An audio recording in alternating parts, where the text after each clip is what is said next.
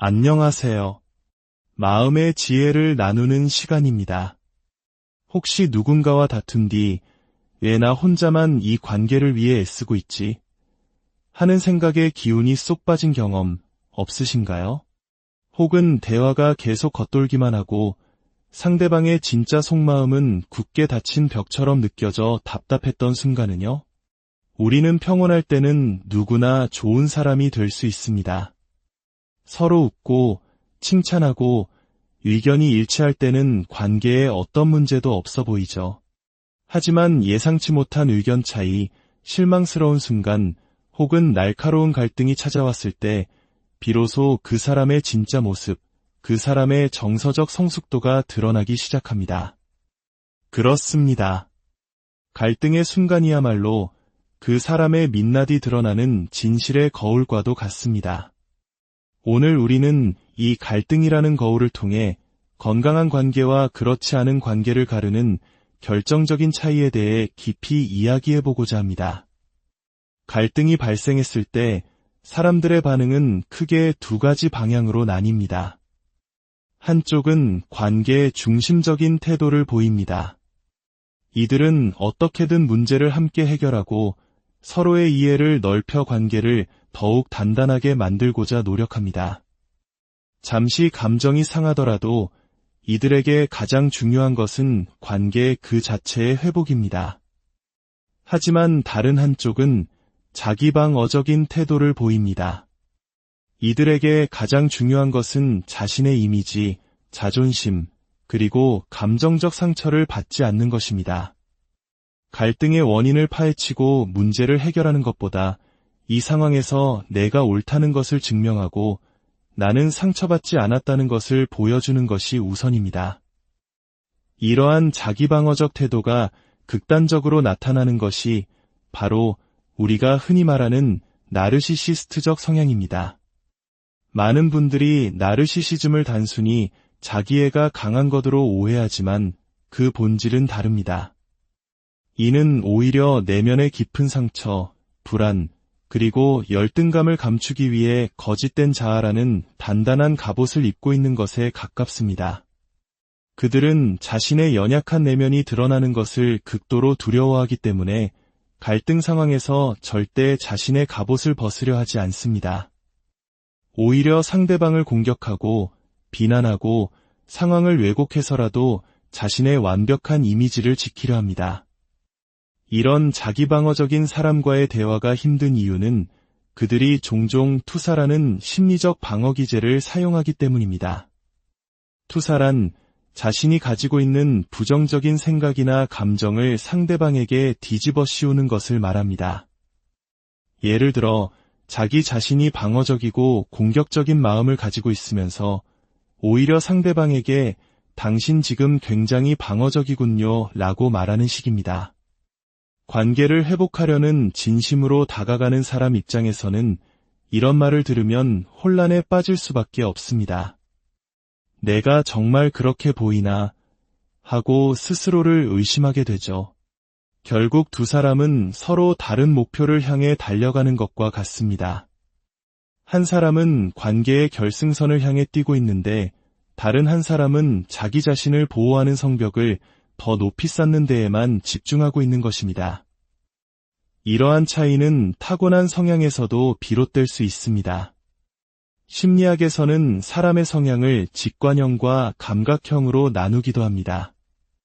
인구의 약 4분의 1을 차지하는 직관형인 사람들은 라는 질문을 던지는 것을 좋아합니다. 그들은 눈에 보이는 사실 너머의 의미, 감정, 그리고 맥락을 파악하려고 노력합니다. 한국 문화에서의 눈치와 비슷하다고 할 수 있겠네요. 갈등이 생기면 이들은 우리가 왜 이런 상황에 처하게 됐을까? 당신이 그렇게 느낀 근본적인 이유가 뭘까? 라며 문제의 뿌리를 파고들어 함께 해결책을 찾고 싶어 합니다. 반면 나머지 대다수를 차지하는 감각형인 사람들은 눈에 보이고 만질 수 있고 측정 가능한 팩트를 중시합니다. 이들은 그래서 결론이 뭔데, 누가 뭘 잘못했는데 와 같이 흑백 논리에 기반한 명확한 답을 원합니다.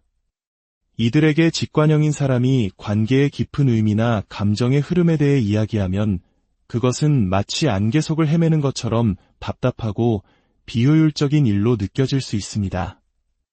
그들은 자신의 감정을 드러내고 약점을 인정하는 것을 지는 것, 혹은 권력을 잃는 것이라고 생각하기 쉽습니다. 그래서 대화가 깊어지려 하면 할수록 오히려 더 강하게 방어벽을 치고 상대를 힘으로 누르려고 하는 것이죠. 안타깝게도 한쪽은 관계를 위해 끊임없이 노력하는데 다른 한쪽은 방어벽만 쌓는 관계에서는 결국 더 많이 노력하는 쪽이 모든 짐을 짊어지게 됩니다. 우리는 이것을 높은 자각 능력에는 대가가 따른다고 표현합니다. 관계의 문제를 더 예민하게 감지하고 해결하려는 의지가 더 강한 사람이 결국 망가진 상황을 수습하고 상대방의 감정까지 돌봐야 하는 책임감을 느끼게 되는 것입니다. 마치 폭풍우 속에서 한 명은 노를 젓고 있는데 다른 한 명은 배에 구멍만 내고 있는 것과 같습니다. 노를 젓는 사람은 지칠 대로 지치지만 배가 가라앉는 것을 막기 위해 노를 놓을 수가 없습니다. 많은 분들이 이 지점에서 좌절하며 묻습니다. 왜 항상 나만 어른이 되어야 하나요? 맞는 말입니다. 억울하고 힘든 일이죠. 하지만 슬프게도 자각 능력이 낮은 사람이 이 상황을 이끌도록 내버려두면 관계라는 배는 결국 난파하고 말 것입니다. 그래서 우리는 때로 아주 쓰라린 진실을 받아들여야만 합니다. 모든 갈등이 아름답게 해결될 수는 없다는 사실, 그리고 관계에서 오는 마음의 고통은 우리 삶의 일부라는 사실을 말입니다.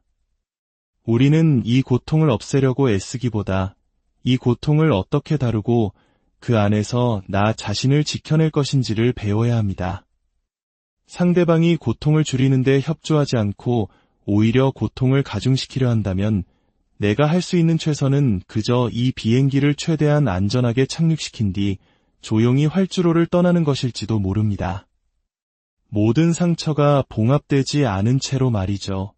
그렇다면 이런 사람을 관계의 초반에 미리 알아볼 방법은 없을까요?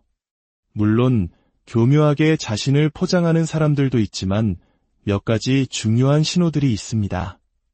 첫째, 과거의 실패에 대해 어떻게 이야기하는지 들어보세요. 건강한 사람은 그 사람과의 관계는 잘 풀리지 않았어요. 물론 저에게도 부족한 점이 있었죠. 그 경험을 통해 제 자신에 대해 많이 배우게 되었습니다. 라고 말합니다.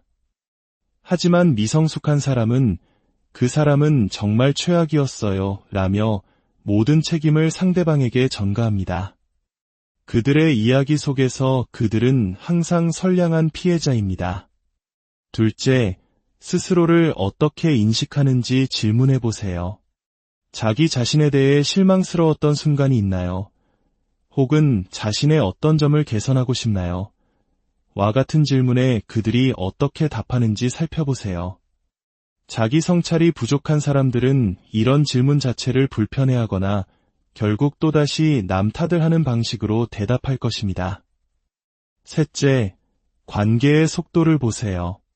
건강하지 못한 사람들은 종종 관계를 너무 서두릅니다. 만난 지 얼마 되지 않아 자신의 모든 상처를 쏟아내며 깊은 유대감을 형성하려 하거나 과도한 애정 표현으로 상대를 정신없게 만듭니다. 우리는 이를 사랑폭격이라고 부릅니다. 이는 마치 굶주린 사람이 식료품점에 들어가 닥치는 대로 물건을 집는 것과 같습니다. 진정한 사랑에는 서로를 알아갈 시간이 필요하며 인내가 필수적입니다. 상대방이 이 과정을 건너뛰려 한다면 그것은 당신이라는 사람을 사랑하는 것이 아니라 사랑에 빠진 자신의 모습이나 외로움을 채워줄 대상을 급하게 찾고 있는 것일 수 있습니다. 기억하십시오. 건강한 관계는 상호성이라는 토대 위에 지어집니다. 내가 80% 노력하고 상대가 20% 노력하는 것이 아니라 우리 각자가 100%의 진심으로 서로를 향할 때 그 관계는 비로소 건강하게 성장할 수 있습니다. 한 사람만 애쓰는 관계는 결국 무너지고 맙니다. 시간은 진실을 드러내는 가장 정직한 심판자입니다. 조급해하지 마세요. 시간이 지나면서 그 사람의 말과 행동이 일치하는지, 갈등이 생겼을 때 함께 문제를 해결하려 노력하는지, 나의 감정을 존중하고 공감해주는지를 꾸준히 지켜보십시오. 만약 당신이 관계 속에서 계속 혼란스럽고 기운이 빠지고 나 자신이 작아지는 느낌이 든다면 그것은 당신의 마음이 보내는 중요한 신호일 수 있습니다. 오늘 이야기가 여러분의 마음속에 작은 등불이 되었다면 주변의 소중한 이들에게도 이 빛을 나누어 주세요. 여러분의 공유와 구독은 더 많은 분들에게 건강한 관계의 지혜를 전하는 큰 힘이 됩니다. 주님의 은총 속에서 여러분의 모든 관계가 평안과 사랑으로 가득하기를